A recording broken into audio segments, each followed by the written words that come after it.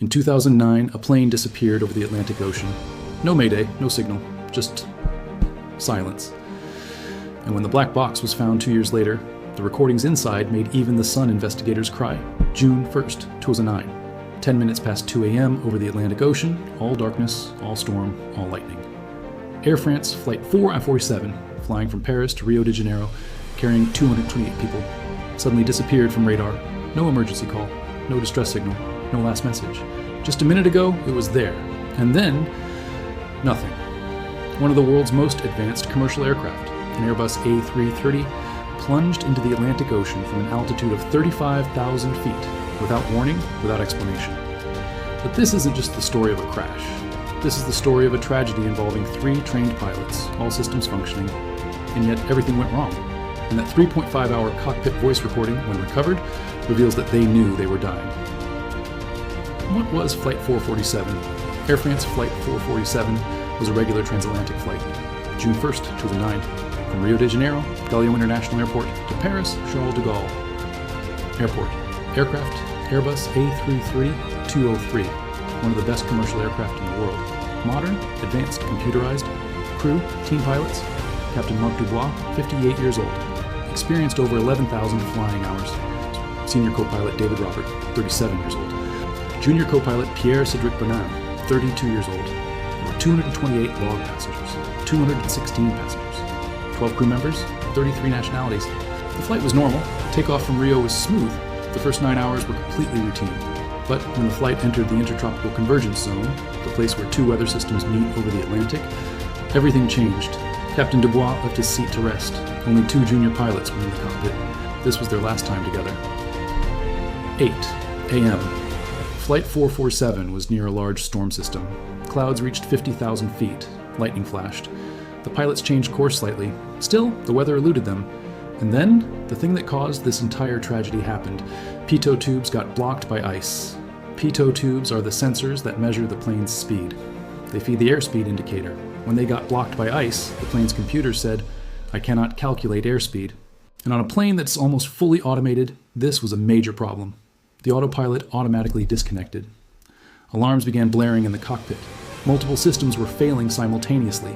Pierre-Cédric Bonin, who was alone in such an emergency for the first time, pulled the yoke, steering column toward him, nose up. The plane began to climb, and this mistake, this simple reflex action, caused the deaths of 228 people. And what was happening in the cockpit? When the nose was raised and the plane began to climb rapidly, the speed drastically decreased. And then another alarm sounded. Stall warning. Stall means the plane slowed down so much that the wings stopped generating lift. The plane began to fall. The correct procedure was the same. Lower the nose, increase speed, recovery. But Bonin did the opposite. He kept the nose even higher. Why? Shock? Confusion? Not a lack of training, but the result of overwhelming stimulus. Everything was happening simultaneously. At 2:11 a.m., Captain Dubois returned to the cockpit. Those steps were gone in 1.5 minutes. Scene, alarms, confusion. The junior pilot was pulling away. Robert was saying, "Give me the controls." The captain said, "What's going on?" No one could answer. The plane was falling from 35,000 feet. But for a long time, no one in the cockpit realized they were actually going down. The altitude indicators were confusing. The airspeed was unreliable, and Bonin was still holding his nose up. In 4 minutes, from when it all started, the plane had dropped from 38,000 feet to 10,000 feet. At 2:14:28, Robert finally called out, "Put the nose down," but it was too late. At 2:14:55, Flight 447 crashed into the Atlantic Ocean. The impact was so severe that no recognizable piece of the plane was found in 2 years of searching. The morning after, Air France learned the flight was missing. The world's largest underwater search operation began. Atlantic Ocean, 3,000 meters deep, in darkness. The first attempt yielded nothing. Within 5 days, some bodies and debris were found. But the black boxes, the flight data recorder and cockpit voice recorder were nowhere to be found. Nothing else was found in 2009. A second search operation in 2010, still nothing was found. The world was shocked. Investigators were frustrated.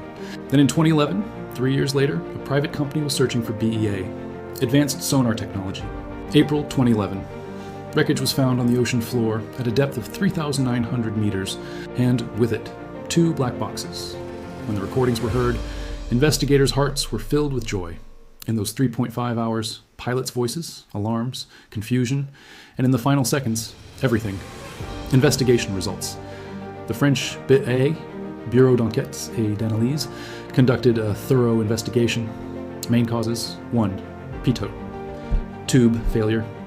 Airbus already knew that this model's pitot tubes could ice up in cold weather. A fix was available, but was not implemented on Flight 447. 2. Automation dependency. Modern pilots have become so dependent on automated systems that manual flying skills have weakened. In an emergency, when the automation failed, pilots became overwhelmed. 3. Crew coordination. Failure, the captain was at rest. Junior pilots had never handled such an emergency. When everything happened simultaneously, communication broke down. 4. Stall recovery failure.